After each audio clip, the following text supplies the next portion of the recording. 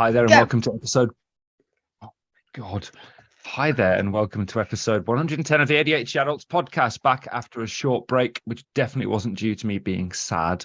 I'm James Brown, the man who thinks Channel 5's Peter and Jane We Write Words is the media. And as usual, I'm joined by the man who holds the record for appearing on Aktenzeichen XY Ungelost, which is the German crime watch, if you're not sure, Dr. Alex Connor.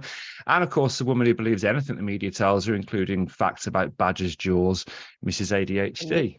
The media didn't tell me that. Life experience did. Was that right, Al, what he said? It wasn't bad. It's ungelöst. Not. Well, it wasn't. I'm wasn't glad bad, there was actually, a minor correction. I'm glad. Yeah. And it should be Zeichen, not Zeichen. Alex, hi. Don't have nightmares. Do sleep well. That's what they said on Crime Watch. I looked it up. And then I looked up the German for nightmares, which is Albträume, which sort of means silly dreams, which I think is much better than nightmare. You know, for about 10 or 15 episodes, I forgot what your hellos were for. And honestly, I wondered, why is he saying these things? And I finally remembered the whole point of it. Anyway, Sam. What was the point of it? To annoy James.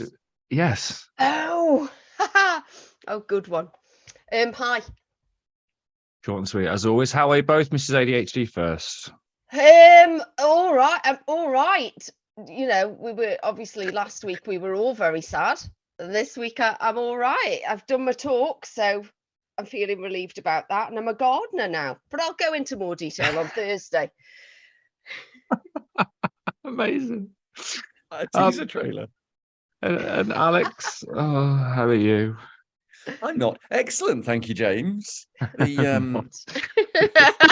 That was good. I like that. I want to talk about side.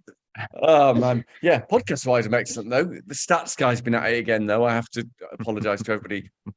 The graph he sent us last week looked like all the other graphs he sent, but apparently it was worth a WhatsApp message at 5 o'clock in the fucking morning. We have no idea what's happening with all these people listening, but we're grateful. What we do know is that one of them sent us a letter. Did they? Yes, they did. It was a Robert from Kidderminster in a way. And it says, I listened to your episode on lexithymia, and Alex's victims couldn't express their feelings either because he used duct tape on them and someone's changed the fake letter, haven't they? That's not... I don't think Robert would write about me, is all I'm saying. Lots of people thought that alexithymia was just something we'd made up because it was your name and that we were going to have a Jamesithymia next week, which I like. Alexithymia kind of is Jamesithymia. Bastards. Sorry, I interrupted you then. We've had a real letter. Can I read it out? Yeah. No. It says, it's from, can I read out the full name? Is that, I think I can. It's from Miriam anyway. Yeah. You guys, it's an amazing way to start a letter. I love it. I discovered your amazing podcast through the ADHD AF episode, and I'm so happy that I found you. The episode with Sam regarding ADHD and perimenopause really blew my mind. As I am from Germany, the whole diagnostic process is, of course, different from the UK, but still kind of complicated and time-consuming, especially in rural areas like the one I live in. Nonetheless, I'm planning on getting an official diagnosis for my suspected ADHD as well as perimenopausal symptoms. And that's because of people like you and your podcasts. So thank you so much for all the information and the encouragement, and thanks for explaining things in a way that my squirrel confetti brain can process.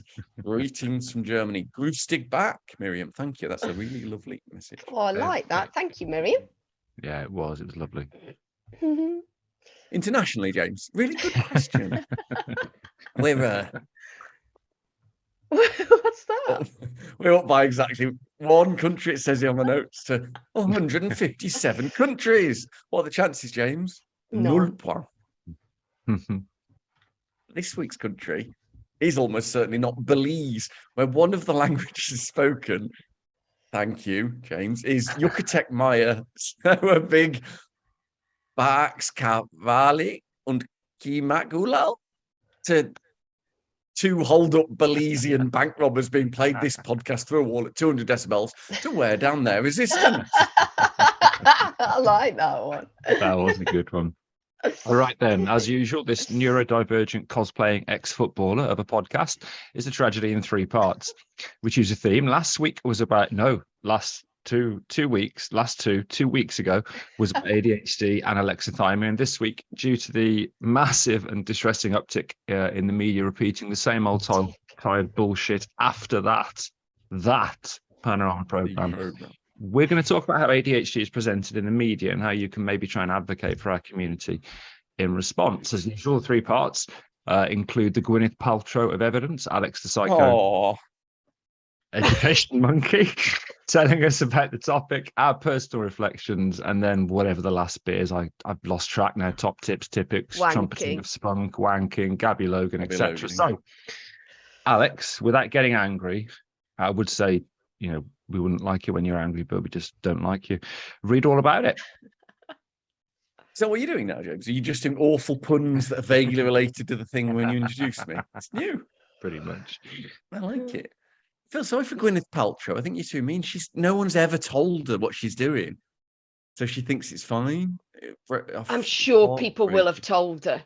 They don't know, do they, with people like that? They're famous. There must be someone that told her that vaginal steaming isn't a good idea. I mean, somebody must have told her that.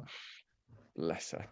Right. A caveat to this bit of media work is that we write for the media as well. We're part of the media, I think that's fair to say. I unwaveringly and uncritically support all elements of the British media. All of them, every single one, even in the face of horrific malpractice, even frankly, basic human manners. James, on the other hand, should be the target of any and all recriminations for what I am now being forced to say. That's the to this. Go on, Daily Mail and hate speech. So, as we've covered before, there's quite a unique and persistent societal stigma around ADHD, and in adults specifically, which is fueled strongly by myth, general sort of societal misunderstanding, and of course the media, whatever that means to you.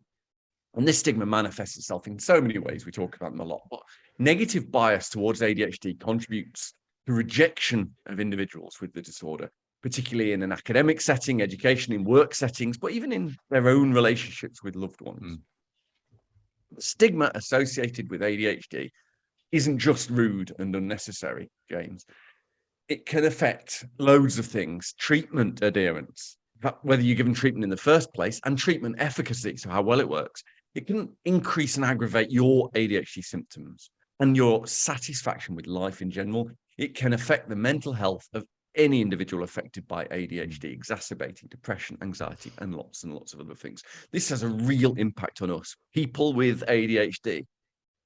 The research has shown that we feel the presence of perceptions considered to be stigmatizing particularly around hyperactivity. I mean, I know that. I've hid it for years. Impulsivity, impairments at work, school, engagements in risky behavior, feeling the stigma around all of those. What goes on in society impacts us. It affects us internally. So that's internalized stigma, which is really damaging. Or the process in which a person cognitively or emotionally absorbs negative messages. That's what that means. Not just messages, but the stereotypes around mental illness. And then we come to believe them and we apply them to ourselves. I was trying to think of the right pronoun then. I feel all of that. Even if one person just makes even if one person just makes a negative comment, I feel all of that and doubt all of it and then feel I have to justify myself. So Jesus, but I mean, I don't really get involved in the media, which I probably should, but I would imagine that affects people so much more than just one comment from one person to me. Sorry. No, I'm sure. I'm exactly the same. I always question my diagnosis, even though it's patently obvious. The media, in inverted commas, it's hard to define what that means, but it's historically misrepresented ADHD. And ADHD has been the topic of massive media debate for decades. Why does anyone care? Because there's a huge body of evidence showing that public understanding of disability and illness is influenced by media representation and poor media representation has social consequences. So when the media does what if one person says it hurts, when the media does it, many people believe it, including us. And that can have a negative impact on any groups covered in this way. You said decades of research. This year, there's been like particularly shit, though, hasn't it? For some reason. Yeah, it has. And arguably the last few years have as well. You'd know that, James, if, you could understand words.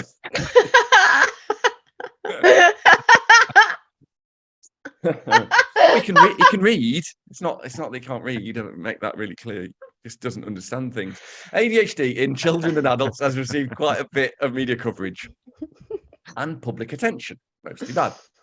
There's an increasing number, hugely increasing number of children, adolescents, and adults being diagnosed because of the mass underdiagnosis that's been going on. And the prescription rate of stimulant medications is increasing. So it's understandable that the media will have noticed that. And all you hear is it's increasing. Mm. Equally, when you look at the media, especially in the UK, which is fucking dreadful, it's not famous for how it approaches marginalised groups or balance. We have to say some progress has been made in how some marginalised groups are portrayed in the media. It seems that ADHD, as well as a few others, are, near the back of the queue, right next to the trans community and vampires, for example. Yeah, vampire rights now. Yeah, that's true. Yeah. I mean, I'm going to read out some headlines. Are you ready? I was going to say something vampirist then and realised that I'd get a lot of letters. Can't have that. As a Dracula, I want to complain. I'm going to read out some headlines. People in that way. Not ADHD. Yeah. Those vampires, ADHD, trans community, not necessarily in that order. Now, the following headlines about ADHD, and this was just 2023, and we're not halfway through the fucker yet. Are you ready for the headline? I'm not a doctor, but I'm almost certain you have ADHD. I'm sorry, but all this ADHD doesn't add up. These are from professors of ADHD. No, they're not. They're from entitled pricks whose dads were famous. I'm sorry, but all this ADHD doesn't add up. ADHD drug Ritalin affects the brain just like cocaine. Doesn't. So why is it being prescribed to children? It's effective and well tolerated. But I've added that bit. ADHD, the truth about its misdiagnosis. It's underdiagnosed. My online test had ADHD, but this diagnosis is flawed. That could be true. We've all got ADHD symptoms, right? This is fucking making me angry. Are they all shit like this, or are there some good ones? It's an excellent question. As usual, Sam. Hear that, James? As usual. Now, to provide balance, do you see what I did there, BBC? It's not just finding an opposite uneducated opinion. It's actual evidence-based balance. Not all recent media coverage of ADHD has been negative. Several articles in the New Scientist, including an article by Caroline Williams called ADHD, What's Behind the Recent Explosion in Diagnoses? Adrian Childs, round of applause, piece in The Guardian, and Nancy Doyle, who told me off on Twitter the other day, but she doesn't understand that. I think she's a goddess. Nancy Doyle in Forbes, both in response to Panorama, were much better. But, and it's a big but, James, the more positive pieces are often written because they have to be written in response or following a negative news article or the criticism around a celebrity, letting everybody know that they've been diagnosed rather than, anything just looking at how hard it is to get a diagnosis. I should have said how hard it is and then paused for a ding, but I'm angry. Looking at how we face these issues of community, the actual real problem, went really high. The real problems with predatory diagnosis practices, which the BBC conveniently ignored. And heaven forbid, just some good information on what ADHD actually fucking is. See, I can't do the what about ADHD gag, can I now, you bastard? You've basically ADHD blocked. I was going to say cock blocks, but it's not. You've ADHD blocked me or gag blocked me. So I am. So most of those pieces from memory are, right-wing press, written by polemicists, people that just want to make money off the back of misery. What about the more kind of, I suppose, reliable sources? Sam's questions are better. Can you just let her do them? ADHD cock blocking. I think that's what we have to call it. No, it is a good question, and I'll answer it as best as I can, Bob. There was a study they actually looked at this, James, during the pandemic, and that study, I can't do it. That study found that ADHD was dominantly framed as a medical issue, as opposed to a neurodivergence, in more than 80% of articles on the BBC or CNN websites. In this study, only 13 news articles among 64, it's about 20%, or a fifth.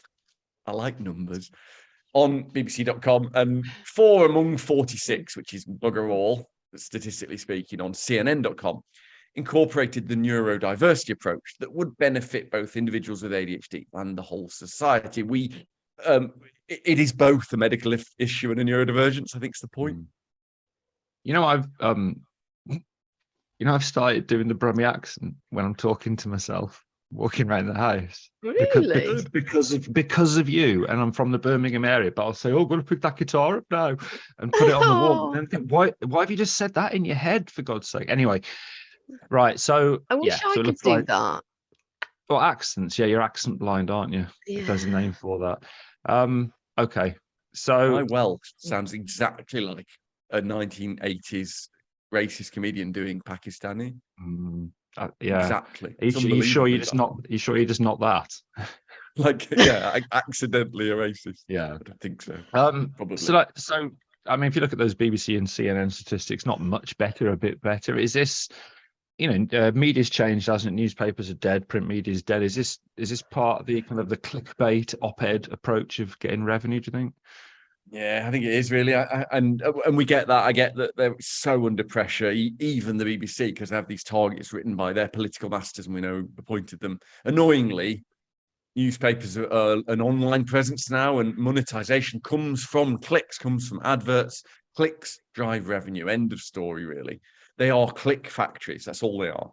And controversial opinions drive clicks. So what media outlets have done, or feel they have had to do, is just to constantly amplify and share the opinions of people who've got no fucking clue what they're talking about.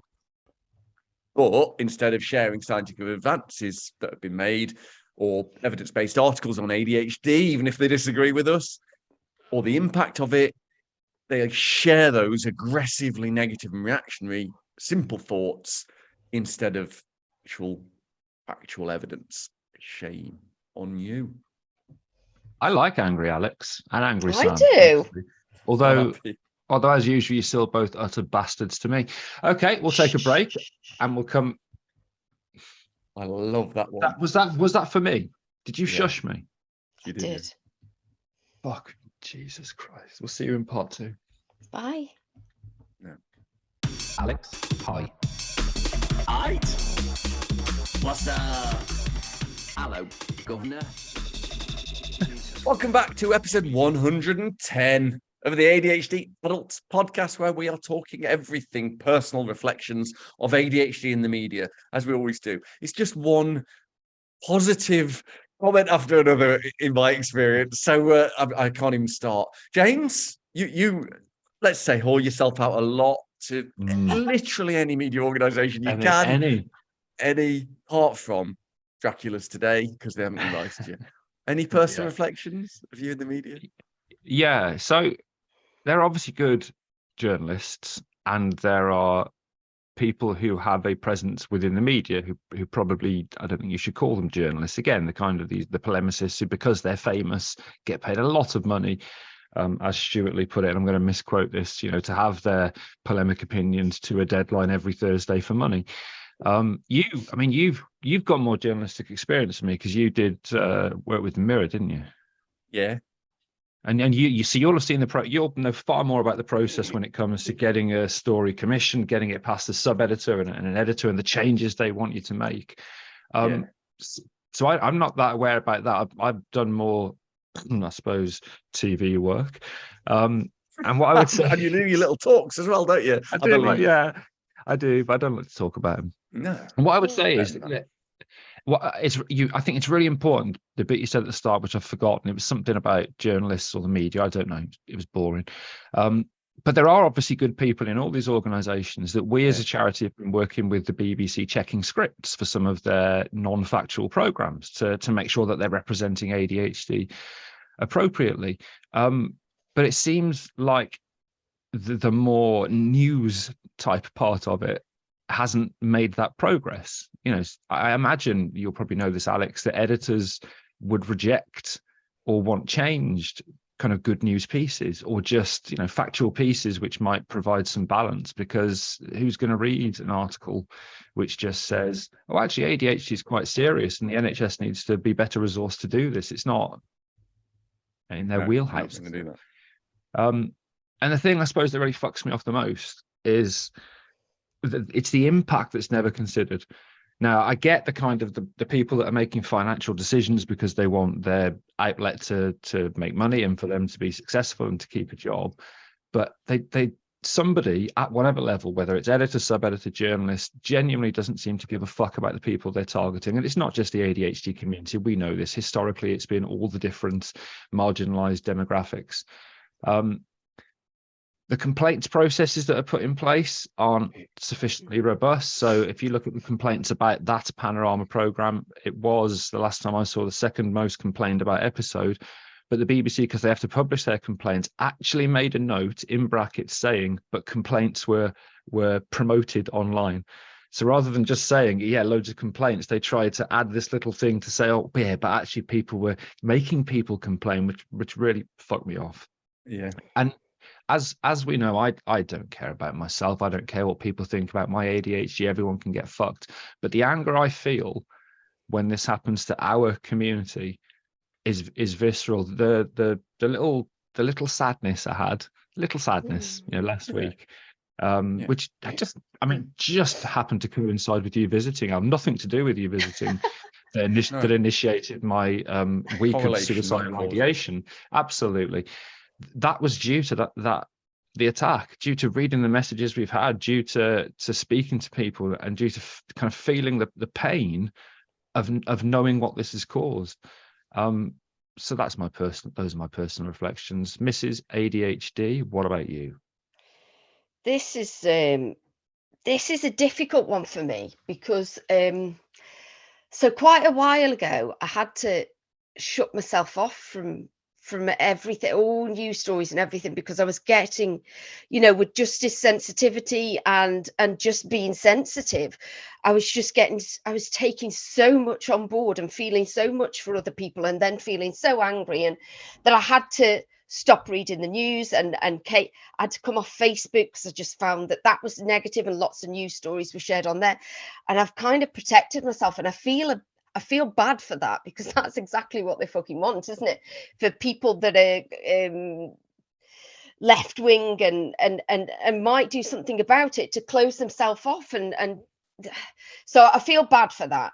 But at the same time, I see kind of negative stories like the Panorama story, and obviously you knew about it a couple of weeks before, and we had a discussion about it, and I was like, I don't want to cover it at all. I don't want to bring attention to it, because I felt like and when I'm sent news stories or things through messages and emails, I don't click on them, because I don't want to direct any fucking traffic towards it, because they don't care whether it's good or bad press that they get. As long as they get the viewing figures, that's all that they want.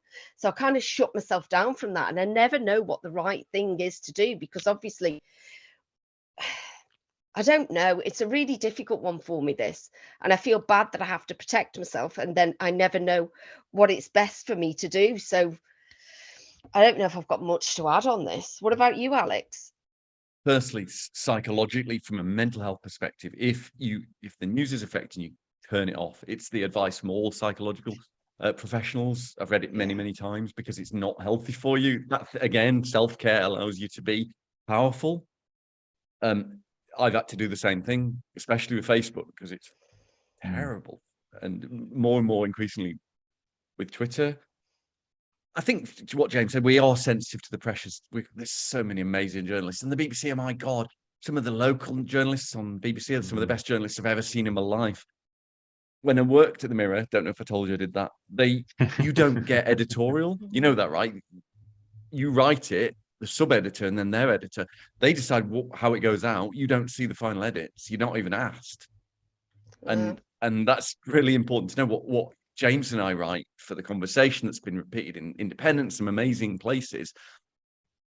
The conversation fantastically insists that is repeated verbatim, whatever scriptatum. I don't know what the written is. So, and I think most BBC journalists are being let down by the politicization of the management, and we see that if it helps. I don't know if it does. Anyone, are we? What I would say then is we have to move away from the idea that everything's up for discussion and everything should be engaged with. If you shine a spotlight on trolls, you're paying their mortgage and nothing else.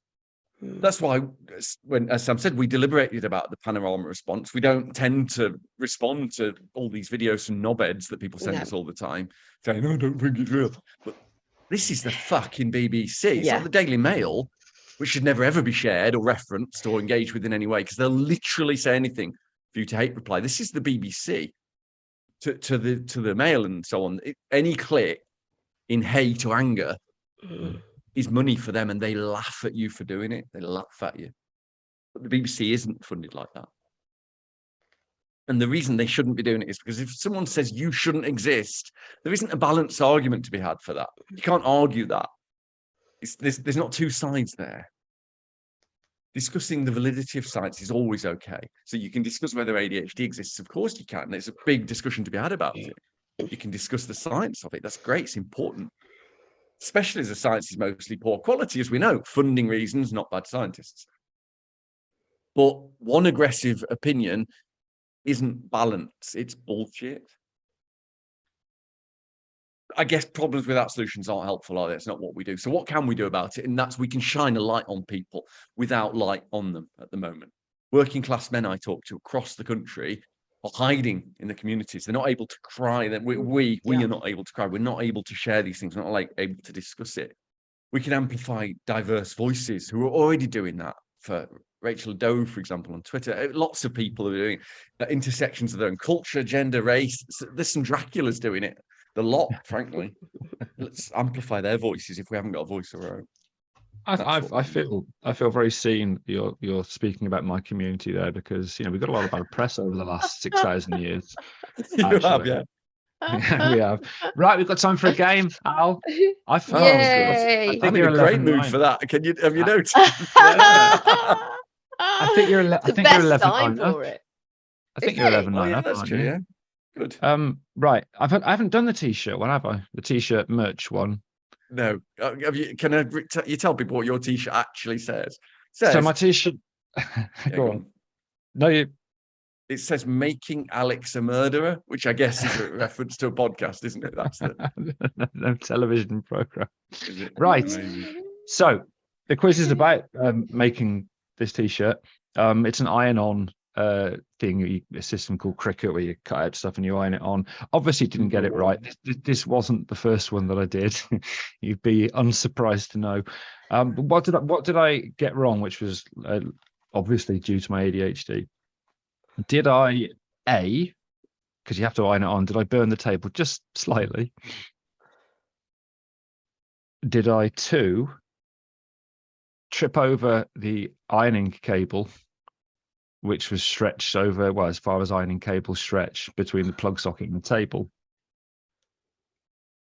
Or did I not turn the iron on and spend a minute pressing it down to get the transfer to transfer, and then got confused when it hadn't? Oh, that was number C, by the way. I think, that's a really good one. I don't think you tripped over the ironing cable, because at your age, if you'd had a fall like that, there'd be a lot of damage. See, I would have gone for that one. I think it's that one. I don't think it's the table burn, because you've done that so many times, it looks like paisley on your table. So I don't think you turned it on. I think you're just rubbing a t-shirt with cold iron. Look at your face. See your face. You're all excited that I got it wrong. I know you got it wrong. You got it wrong. Oh, look at him. I've Yeah. never seen you so upbeat. Yeah, no, I tripped over the iron cable. I thought that was most likely. So it wasn't it wasn't even the nearest plug, Al. It was a plug which was as far as an ironing cable would stretch. So it was almost like waist height. And I just walked into it, fell over, dragged the iron onto the floor, and it pissed water everywhere. It's not broken apparently, and obviously hurt my back. What about the carpet? Yeah, it's all right. Wait, what do you mean the carpet that you burned by ironing an item of clothing on it? And it's still fucking got an iron-shaped mark on it. And you did that within 6 months of moving into this house. No, it was in the kitchen. So I landed on the very hard, not laminate lino floor. Yeah, 11:10, Al. 11:10. Unbelievable. Wow, creeping back up. On that wonderfully happy note, we'll take a break and we'll come back for some coming in your face. Yeah, whatever you call it. Part 3. Bullshit.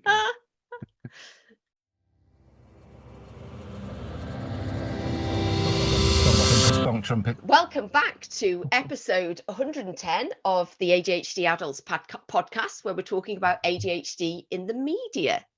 This is the part where we share our top tips. Part of the podcast. Podcast? Did I say podcast? I don't think so. If you did, no one noticed. James. Yeah. Do you want to share your top tips? Sorry. Let's just say tadpoles. Tad. Oh my. Okay. Yeah. Your tadpoles. That's a ding. Never heard one. I'll throw my tadpoles all over your chest. Right. You've only got one big one. one lonely tadpole. Right. It's a tough one, this, because again, I totally get that for many people, the don't share this, don't support this, don't point people towards this approach. It is right in a way. And I also agree, when we chatted about this, because we had prior knowledge as to quite a few organisations, knowing that this was going to be seen and absolutely knowing the knock-on effects, which have since happened. That's why we made the decision to try and support people without pointing to it and advertising necessarily when it was, but just to identify what was wrong with that particular piece. But it's the same with other impactful pieces which are going to hurt our community. I think as a person who consumes the media, it's really difficult when you've got, whether you're undiagnosed, self-diagnosed, diagnosed, you've got that doubt, you've got that imposter syndrome, you've got maybe family members or friends who already don't support your diagnosis or self-diagnosis or future diagnosis, and the stuff that we've heard from people has been devastating. So if you've got social power like us, speak out. If complain, there are, Ofcom does have a system for complaints about media, and take it seriously as well. Yeah, exactly. And share good information. Be mindful, obviously you might meet resistance, but the bigger thing is obviously for those people who've got someone in their life, whether it's a partner, a family member, or a work colleague or a friend, who have taken this as an opportunity to embolden their position of indifference towards their ADHD. It is that, again, that's on them, it's not on you. And I know it's really hard, but if anybody questions the validity of your symptoms, they don't share your lived experience. They don't know how you feel inside your head. And it's difficult, but try as hard as you can. Ding, it's not a ding. Try to just accept that you are valid and that what you've been through is valid, and some cunt writing in the Times doesn't know you or what's going on in your head. Sam? Good. Yeah, I think like Alex said, if it is bothering you, then don't engage. And we always say that the way we try and combat it is just by spreading evidence-based information and trying to make people aware. I think as well, if you see positive posts in the media, engage with them and let's kind of direct traffic towards them so that they get more viewing figures. And yes, obviously complain if you're not happy with it as well. And also I'd say there's lots of evidence to show this, actually, that you can't change people's opinions. There are going to be some people that have got preconceived opinions, that negative press comes out, and it's just confirmation bias. It just confirms what they already think, and they'll go on the attack, and you can never change their mind. In fact, if you give them object evidence, there's evidence to prove that just makes them dig down even more. So I think sometimes you can kind of get involved with online arguments, and I know you do this, James, a lot, which I can't do, and there's just you have to accept that you're not going to be able to change their mind. So if you're entering into an argument with them about something, don't do it thinking, I'm going to change their mind, I'm going to give them evidence and change their mind, because it's never going to happen. All it does is fucking destroy your mental health. And I know, because I've been there so many times, and that's how I ended up having to protect myself. So I think the main thing is protect yourself. Just keep spreading evidence, information. Don't try not to get overly emotional. I know that it's really hard not to do that, but if you do, then pull away, ding maybe, and just protect yourself and just hide away for a little while. I think that's all I've got to say. Alex? Yeah, all of that, really. I completely agree. There's some really be careful of criticizing people who are facing the right way, and say something you disagree with, because that's opinions are allowed. I had a really great conversation with someone who wrote for the Times Higher Education this week, and I was saying, I don't think that's true, and they were arguing, and then Nancy, is it Doyle, gave some evidence for her perspective, and actually it was just a good conversation, because there's no right here and there's no wrong, and it's okay. Don't throw the baby out with the bathwater. Good conversations around people who or having this conversation in good faith, or please don't get aggressive with them, and your perspective on it is allowed. Telling them they're wrong isn't helpful. You won't change anyone's mind, as Sam says, but you can support critical thought. And the best way to do that is to start with yourself. So what I do is this is tips. So this is what I do. Okay. The first thing I ask myself is, how do I know this is true that someone said? How do I know? Why do they think it's true? How do I know it's true? The other thing I do is avoid any simple answer to a complex question. All ADHD is, for example, trauma. All ADHD is just autism. All ADHD is this, whatever. And don't engage unless you think the other party is acting in good faith. I think that's really, really important. Otherwise, you're playing chess against a pigeon. You don't win, and you end up covered in shit. That's it. Nothing else. Then they don't care. Pigeons do care. I fucking love pigeons. Don't go on the attack about pigeons. Pigeons do care. Of all the things that you're going to say that I would have predicted, that comes probably last on the list. I fucking love pigeons. Carry on, sorry. You've said a lot, but that takes the biscuit, Alex. That is not okay. Ironically, pigeons do take biscuits. So this is what I want to say about confirmation bias that Sam said is it's more powerful than anything else in ourselves, in me. So my top tip is look for your own confirmation bias. If you read something that you want to be true, be supernaturally careful with it. Otherwise, you might end up like I once did, which was for a year proudly quoting Einstein for a quote he never said in an article about like scientific truth. It was very embarrassing. This is where that superpower narrative gets its power. We want that to be true, so we say it's true. It's a great idea. It's not true, not in the right way. The same as the hunter-gatherer idea of ADHD, the CBD oil thing, the idea that goldfish have bad memories isn't true. Oh, they don't. The idea that no, not at all. They're not very bright, but how do you know? Memories. Well, you know as well. If you go up to a goldfish tank and you just sprinkle your hands over the bowl, right, like you're pretending to feed them, they'll come to the surface because they've remembered that somebody might be feeding them. That, by definition, isn't a 2-second memory, is it? Is it? I got confused and I thought you meant bad memories, like they'd had a traumatic release from the it's that tall fucker keeps pretending to feed me. Yeah, no, they haven't. This is why we think chameleons can change colour to camouflage with their environment, because we want it to be true. No, they never have been able to. Oh my God. I know. I'm loving this. This is Can we just confirmation carry on bias. with this? we get this is why MBTI, we think that works, but it's horoscopes for LinkedIn people. I don't It's know not what real. any of that means. Beware. Or baby in the bathwater. Yeah, I heard that. That means throwing out good bits because you're angry with bad bits. So throwing out BBC journalists because you're angry with the BBC. It's not, you lose the good bit by throwing out the bad bit and everything. Why don't people just say that then? I think because idioms can be shorter.